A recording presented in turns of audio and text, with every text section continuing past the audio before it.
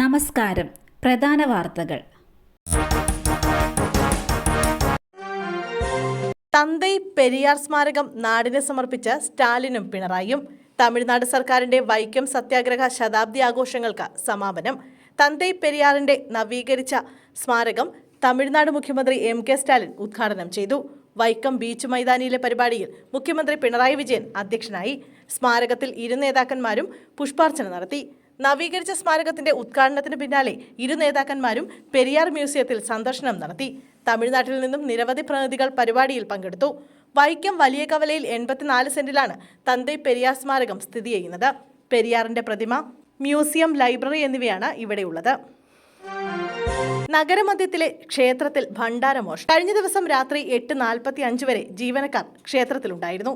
പുലർച്ചെ 5:45 ക്ഷേത്രത്തിലെത്തിയവരാണ് ഭണ്ഡാരങ്ങൾ മോഷ്ടിച്ചതായി കണ്ടെത്തിയത്. തുടർന്ന് പോലീസിൽ വിവരം അറിയിക്കുകയായിരുന്നു. പോലീസ് പ്രദേശത്തെ CCTV ദൃശ്യങ്ങൾ കേന്ദ്രീകരിച്ച് നടത്തിയ പരിശോധനയിൽ പ്രതിയെക്കുറിച്ചുള്ള സൂചനകൾ ലഭിച്ചതായാണ് വിവരം.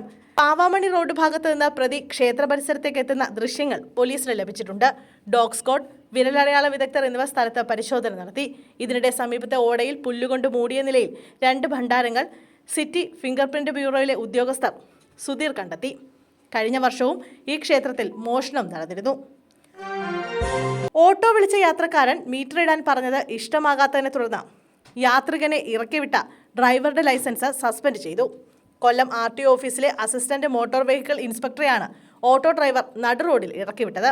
ഇറക്കിവിട്ടതിന് ശേഷം ഓട്ടോയുടെ ചിത്രം മൊബൈലിൽ പകർത്തിയ ഓഫീസറോട് ഡ്രൈവർ മോശമായി സംസാരിച്ചെന്നും വിവരമുണ്ട്.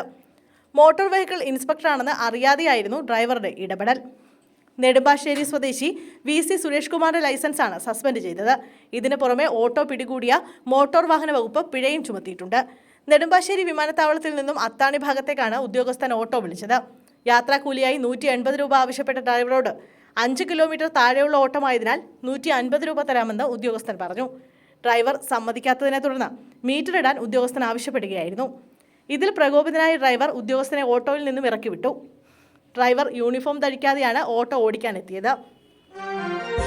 ആരാധികയുടെ മരണം, അറസ്റ്റ് തടയണം. FIR റദ്ദാക്കാൻ നീക്കം നടത്തി അല്ലു അർജുൻ. പുഷ്പ 2 പ്രീമിയറിനിടെ ശ്വാസം മുട്ടി ഒരു സ്ത്രീ മരിച്ച സംഭവത്തിൽ തനിക്കെതിരെ രജിസ്റ്റർ ചെയ്ത FIR റദ്ദാക്കണമെന്നാവശ്യപ്പെട്ട് നടൻ അല്ലു അർജുൻ തെലങ്കാന ഹൈക്കോടതിയെ സമീപിച്ചു. ഡിസംബർ 4 രാത്രിയാണ് ഹൈദരാബാദ് സന്ധ്യ തിയേറ്ററിൽ പുഷ്പ 2 പ്രീമിയറിനിടെ അല്ലു അർജുൻ എത്തിയപ്പോൾ വൻ ജനക്കൂട്ടം തടിച്ചുകൂടിയതിനെ തുടർന്ന് 35-കാരിയായ ആരതി എന്ന സ്ത്രീ മരിച്ചത്.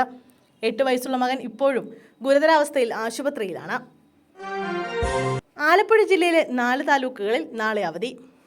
ആലപ്പുഴ ജില്ലയിലെ കുട്ടനാട്, ചെങ്ങന്നൂർ, മാവേലിക്കര, അമ്പലപ്പുഴ താലൂക്കിലെ എല്ലാ സർക്കാർ ഓഫീസുകൾക്കും വിദ്യാഭ്യാസ സ്ഥാപനങ്ങൾക്കും ഡിസംബർ 13 വെള്ളിയാഴ്ച അവധി. ആലപ്പുഴ ജില്ലാ കളക്ടറാണ് അവധി പ്രഖ്യാപിച്ചത്. ചക്കുളത്തുകാവ് പൊങ്കാലയോടനുബന്ധിച്ചാണ് അവധി. പൊതുപരീക്ഷകൾ മുൻ നിശ്ചയിച്ച പ്രകാരം നടത്തുന്നതിന് ഈ ഉത്തരവ് ബാധകമല്ലെന്നും കളക്ടർ അറിയിച്ചു.